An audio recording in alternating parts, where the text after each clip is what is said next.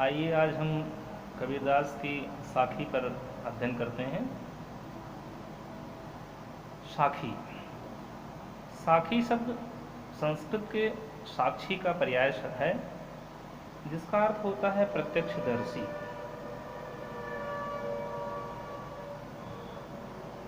इसका एक दूसरा अर्थ भी होता है गवाह।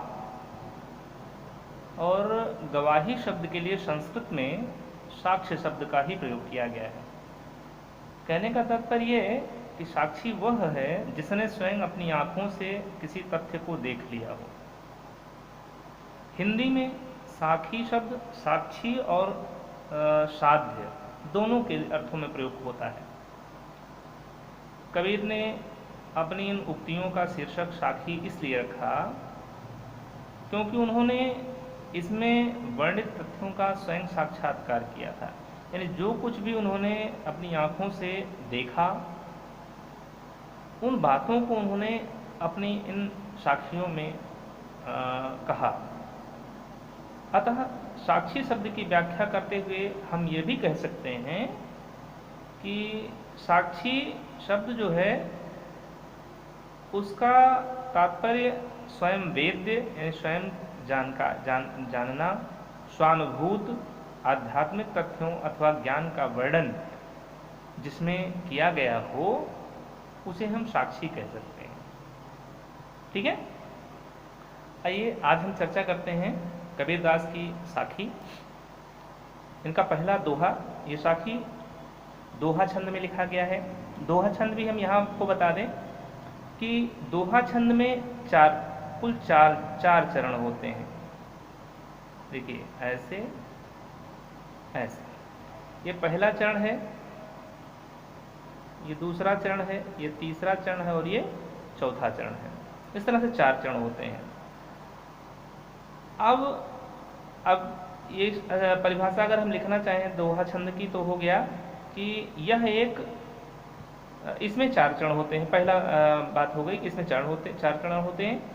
और यह, अब इसमें मात्रा की बात कर लें तो हम परिभाषा बनाते हैं। देखिए, इसका जो पहला और तीसरा यानी ये 2 चरण जो हैं, इसमें 13 मात्रा होती है। ठीक, इनमें 13 मात्राएं पाई जाती हैं। और अगर हम इन दोनों चरणों की बात करें तो इसमें 11 मात्राएं पाई जाती हैं। अब दोहा छंद की परिभाषा बनी कि यह देखिए, ये आधा यानी यहाँ से यहाँ तक 13 मात्रा, यहाँ से यहाँ तक 11 मात्रा, यहाँ से यहाँ तक 13 मात्रा, यहाँ से यहाँ तक 11 मात्रा। तो यह एक आधा समान है। आधा देखिए, ये दूसरा चौथा समान है, पहला और तीसरा समान है। तो यह एक अर्ध सममात्रिक छंद है।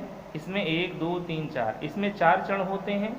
ठीक है, इसके पहले और तीसरे में 13 मात्राएं, दूसरे और चौथे चरण में 11 मात्राएं पाई जाती हैं। या हम ऐसा भी कह सकते हैं, इसके प्रथम चरण में 13 मात्रा, द्वितीय चरण में 11 मात्रा पाई जाती है। ठीक है, अब देखिए साखी दोहा पढ़ने का अपना एक शैली है, अपना एक ढंग है।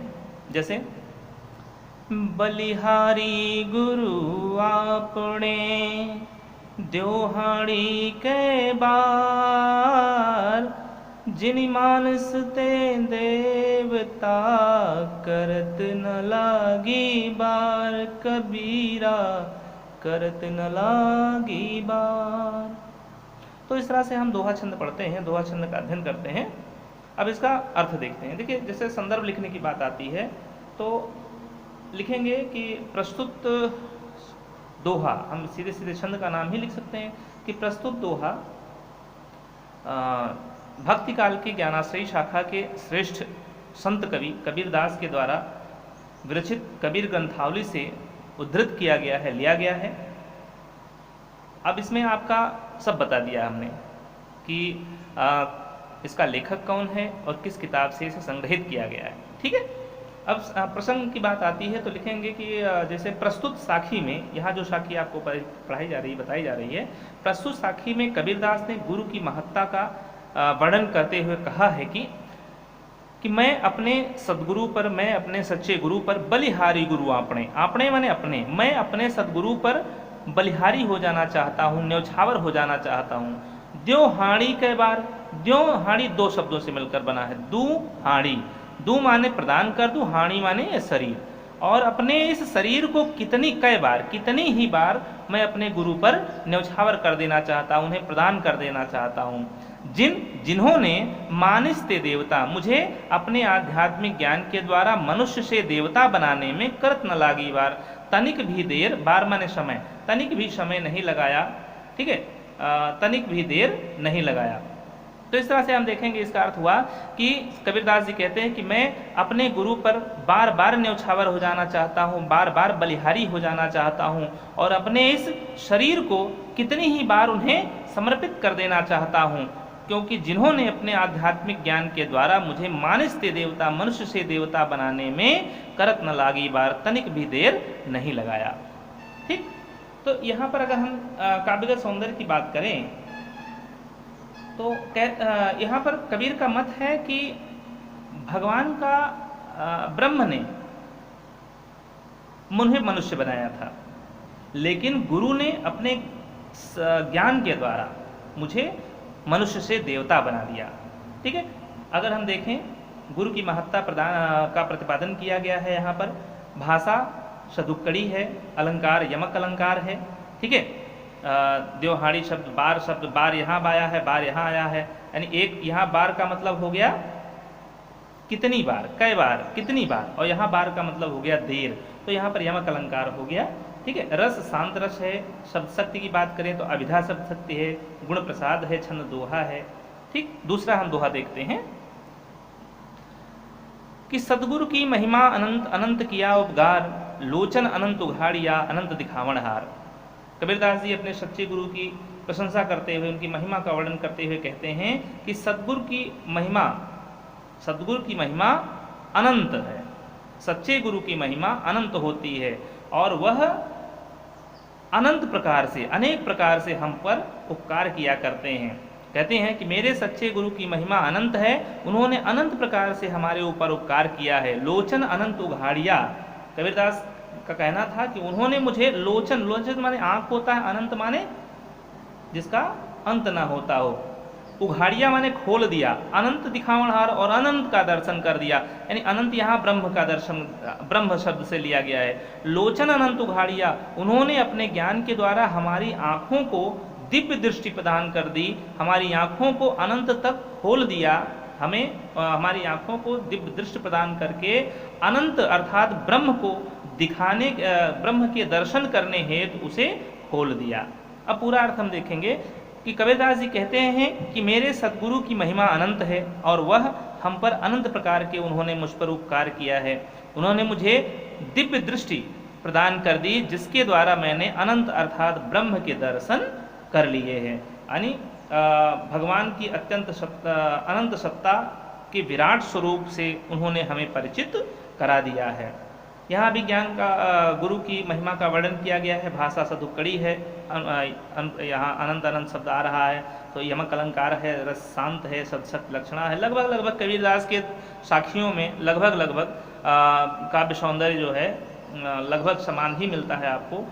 कहीं कहीं क्या नाम अलंकार कहीं कहीं बदल जाते हैं, बाकी भाषा है, रस है, शब्द शक्ति है, गुण है, ये सब लगभग समान ही रहता है। अगर इसी को क्या कहते हैं भाव साम्य के तौर पे अगर हम देखें तो भाव साम्य के दृष्टिकोण से कबीरदास ने एक दोहा कबीरदास का ही एक और इसी के भाव साम्य को लेता हुआ कबीरदास ने कहा था कि गुरु गोविंद दो खड़े काके लागों पाए, बलिहारी गुरु आपने गोविंद दियो बताए। यहाँ भी गुरु की महिमा का प्रतिपादन करते हुए कबीरदास ने कहा गुरु गोविंद दो खड़े, गुरु और गोविंद अर्थात भगवान दोनों खड़े थे, काके लागों पाए, किसे मैं सम्मान करूं, किसका मैं पहले सम्मान करूं।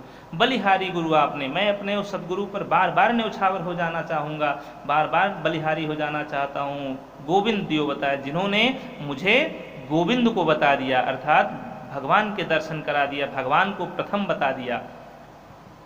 कहने का तात्पर्य यह है कि जो अपना सम्मान न करा के दूसरे का सम्मान पहले कराता है तो वह उस व्यक्ति से भी ज़्यादा सम्मान का पात्र होता है। आगे आइए हम तीसरा दोहा देखते हैं कि दीपक दिया तेल भरी बाती दई अघट्ट, पूरा किया विशाहुड़ा बहुरी ना आवो हट्ट। दीपक दिया तेल भरी, बाती दई अघट, पूरा किया विशाहुड़ा, बहुर नावों घट। देखिए बड़ा ही प्रतीकात्मक दोहा यहाँ पर कबीरदास ने कहा है। दीपक जो है ये शरीर है,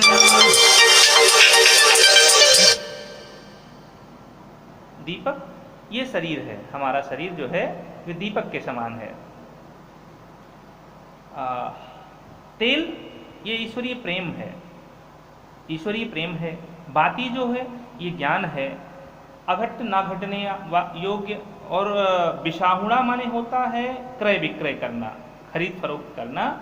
बहुरी माने फिर से, हट माने बाजार। अब देखिए प्रतीकात्मक दोहा है। कबीरदास जी कहते हैं